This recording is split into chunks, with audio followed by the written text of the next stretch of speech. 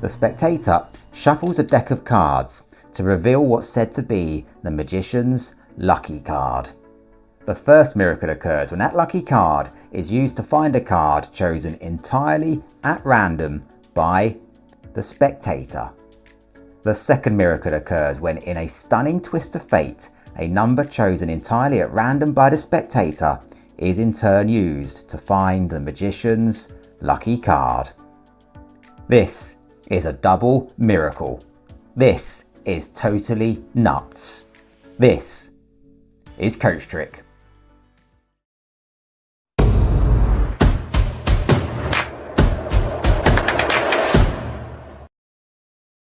Welcome to the home of amazing and inspiring tutorials. Hold on to your hats because today's trick is simply nuts. Surprise revelations and transpositions. It has it all.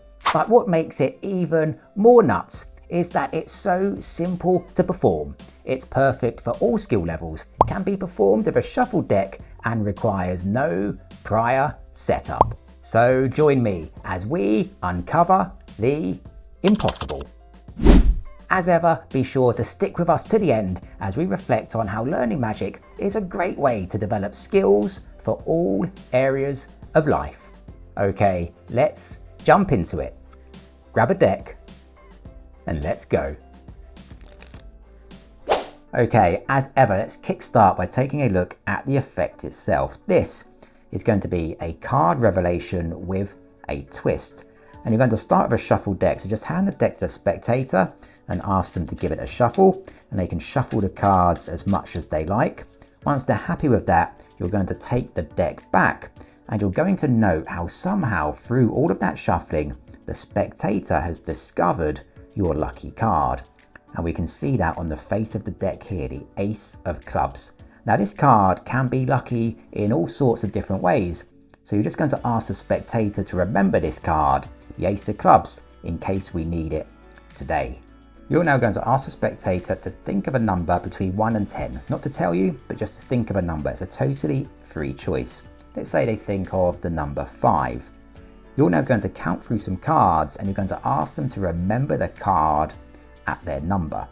So this is your lucky card, remember, the Ace of Clubs. So we're not going to count this one. We'll start counting from the next card. 1, 2, 3, 4, 5.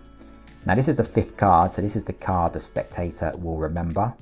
The 5 of Hearts. 6, 7, 8, 9, 10.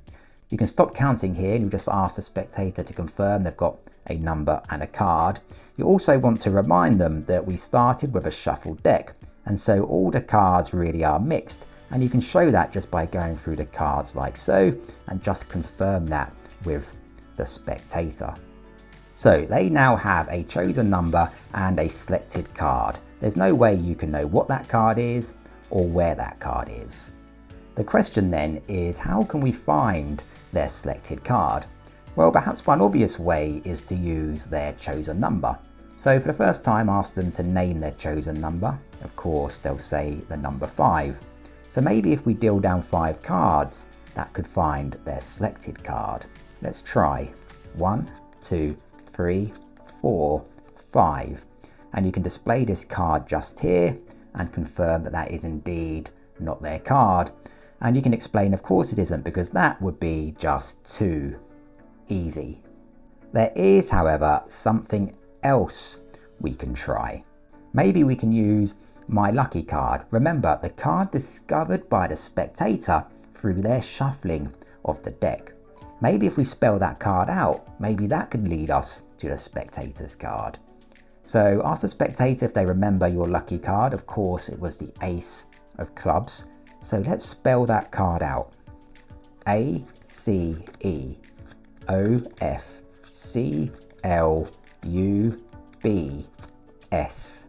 That leads us to one single card. For the first time now, ask the spectator to reveal the value of their selected card. They will of course reveal it to be the 5 of Hearts. And now you can reveal the first miracle, that your lucky card has indeed led to the spectator's card, the 5 of Hearts.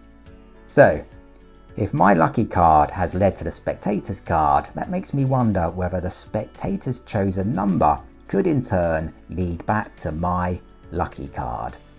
Let's give it a go. Ask the spectator to remind you of their chosen number. Remember, chosen entirely at random. Of course, it was the number 5. So let's deal down 5 cards. 1, 2, 3, 4, 5.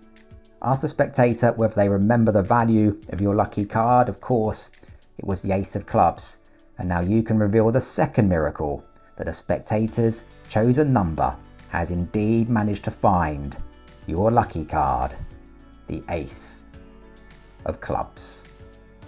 This is a brilliant double mystery that's also super simple to perform. So stick around, because now I will show you exactly how it works. Okay, so let's take a look at the secret to this clever miracle.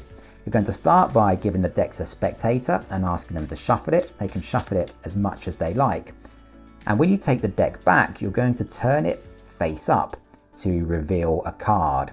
Now, whichever card is revealed, you're going to say that's your lucky card. It can be any card, but in this instance, we can see it's the 10 of Hearts. Now, you're going to ask the spectator to think of a number between 1 and 10. Let's say they think of the number 6. You're now going to count cards from the deck into your other hand, but you're not going to count the first card, your lucky card. You're going to start counting from the next card, and you're going to count each card from the deck on top of the other cards. So just like so.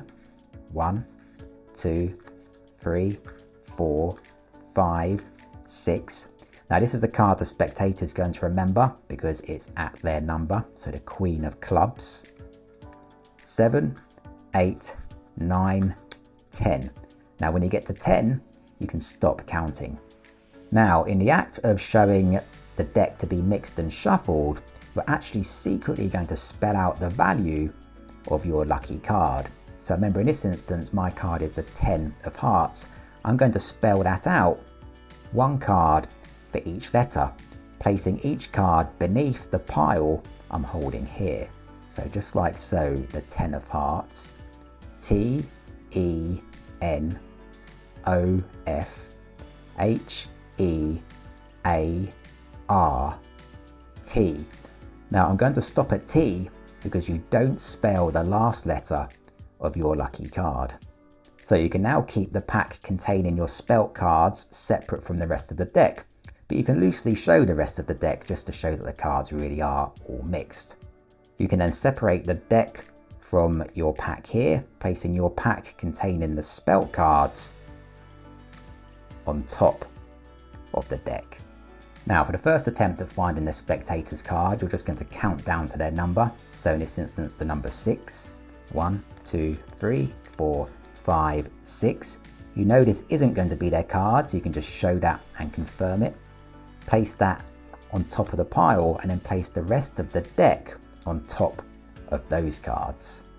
For your second attempt, you're simply now going to spell out the value of your lucky card. So 1 card for each letter, T, E, N, O, F, H, E, A, R, T, S. You can separate the final card, collect the rest of the cards up and place those on top of the deck. You can then reveal that the card here is indeed the spectator selected card, the Queen of Clubs. Now to find your lucky card, you're simply going to count down to the spectator's number again. So the number 6, 1, 2, 3, 4, 5, 6, separate the final card, and then just reveal the final miracle that the spectator's chosen number has indeed found your lucky card, the 10 of Hearts. And there you have it. Remember, magic isn't just about the trick itself, but in the skills you develop along the way. Learning magic can help to sharpen your focus and boost your confidence. When performing, you're paying close attention to detail and learning to remain calm under pressure. These skills are invaluable in all areas of life, whether you're giving a presentation, acing an exam, or tackling a new challenge. Keep practicing and you'll see how these skills can help you in many areas of your life. Thanks for joining me today. Until next time, keep moving forwards and take care.